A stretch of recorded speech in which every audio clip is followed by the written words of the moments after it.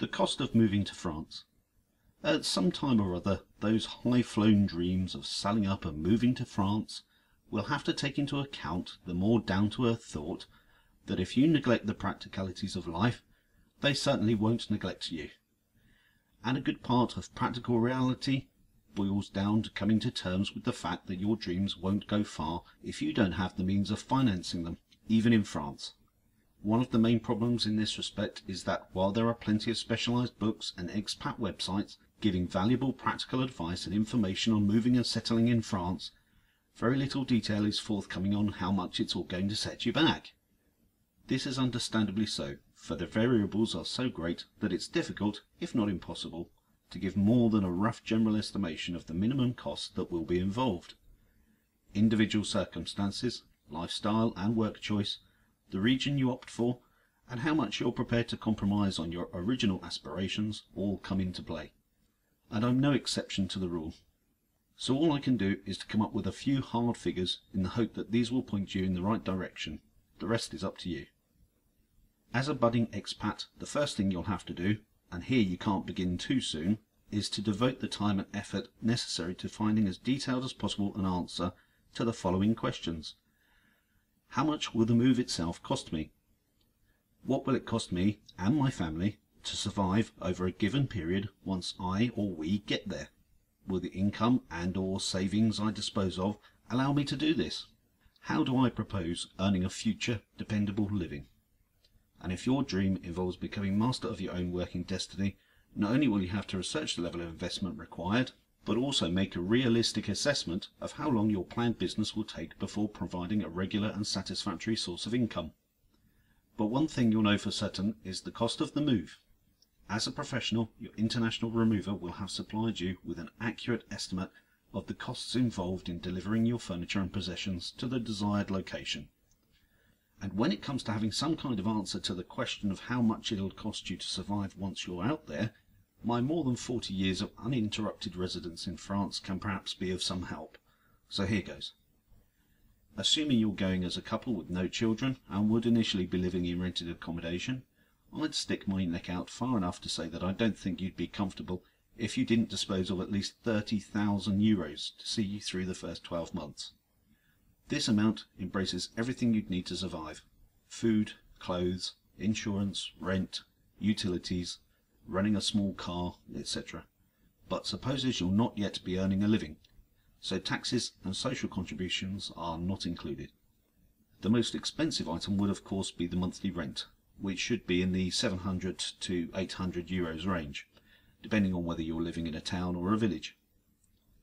However, it's important to be aware that living in Paris or on the Mediterranean coast, where the cost of living is significantly higher, especially if you're renting accommodation, would push this figure well up. In addition though, generally speaking, daily living costs and property prices in the provinces are some 10% lower than in the UK. The influx of expats in some regions, the southwest department for example, has caused demand for rural property to exceed supply, with a resulting significant increase in prices. You might also deem it wise to add contingency funds to the amount I've indicated above in case of nasty surprises. From here on the script becomes more difficult to read. If you've already got a job to go to, of course, you've got much less to worry about. But if you intend looking for one once you've arrived, be aware that in France unemployment is high, and consequently finding a really interesting job could take some time. So you might have to stretch your finances out beyond the first year, and you could find yourself having to accept what you can get rather than what you'd like. If your dream is to turn a dilapidated old village farm into an irresistible gîte rural, the cost of purchasing and converting it into a viable source of income is very much a question of swings and roundabouts. The more dilapidated it is, the less it'll cost you to purchase, but the more you'll have to spend on bringing it up to scratch. And even if you're God's gift to the do-it-yourself world, you'll probably be working against a deadline and won't have the time to go it all alone. So you'll have to use local artisans to do some of the work. Even though they're legally bound to provide you with an accurate estimate of the total cost of the work, it's important to know that French tradesmen, though generally competent, probably won't have the same sense of urgency as yourself. Experience has taught me, and most of my French friends, that they have the disturbing habit of working a couple of days and then disappearing for the next week. and it takes a lot of shouting to get them back, so you might find yourself having to wait far longer than you'd bargained for before your project gets off the ground. They'll also require some kind of upfront deposit, a minimum of 10% of the total cost, and payment of regular amounts as the work progresses. I reckon that buying and converting into reality this sort of dream would require a total investment, including solicitors' fees, of at least €400,000. And once you open up as a self-employed person, you'll be unpleasantly surprised by not only the level of taxation — France is one of the highest tax countries in the world — but the amount of health and social contributions you'll be required to pay. These will amount to almost 1/3 of your taxable income. For while the French healthcare, unemployment benefit, and child allowance system is reputedly one of the best in the world, the money needed to pay for it all doesn't grow on trees. Or perhaps you're thinking you might be able to earn a good living by setting up your own English language teaching business. This is what I did way back in 1974, and the only investment I made was to buy a simple tape recorder. What's more, in those days there were few competitors, with the result that, rather than having to look for work, it came looking for me.